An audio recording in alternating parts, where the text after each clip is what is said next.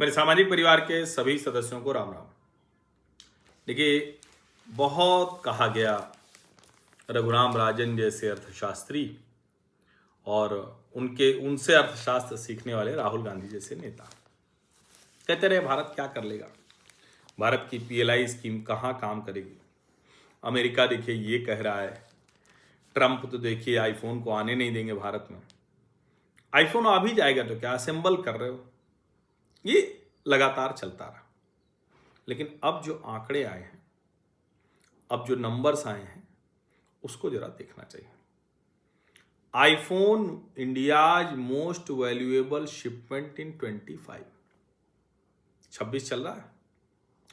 यानी भारत से जितना कुछ भी एक्सपोर्ट किया गया उसमें सर्वाधिक कीमत वाला वो अगर कोई प्रोडक्ट है तो वो है आईफोन।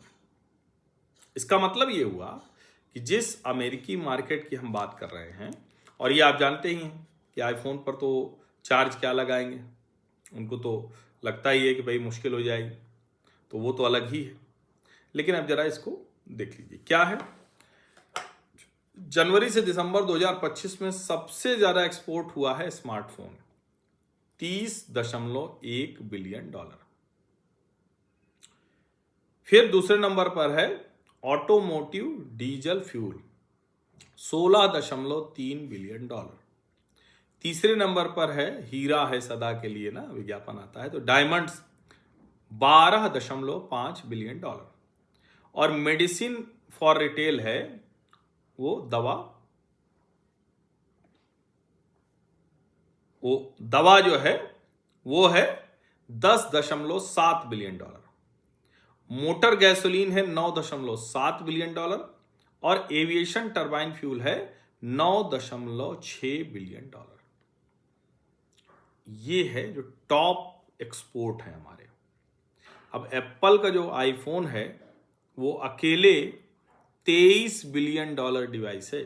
जो $30.1 बिलियन का स्मार्टफोन आपको दिख रहा है उसमें $23 बिलियन अकेले एप्पल है, भारत में बन रहा है और अधिकांश अमेरिका भेजा जा रहा है। हम जो कह रहे थे तो अब समझ में आ रहा है कि उसका मतलब क्या है। और देखिए, जब एप्पल भारत में आ रहा था तो कहा जा रहा था कि अरे कितना आ जाएंगे, कैसे आ जाएंगे, लेकिन भारत ये करने की स्थिति है, भारत की क्षमता है और भारत उस क्षमता का अपना इस्तेमाल कर रहा है। जो पीएलआई है वो प्रोडक्शन लिंक्ड इंसेंटिव, उसका भी लाभ मिल रहा है और भारतीय कंपनियां उस सप्लाई चेन में अब अपनी भूमिका निभा रही हैं। जाहिर है छोटी छोटी मुश्किलें और बहुत कुछ आती रहेंगी, ऐसा नहीं है कि नहीं आएंगी।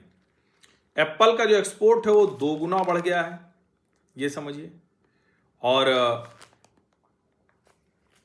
ओवरऑल अगर कहें तो 47% स्मार्टफोन का जंप हुआ है।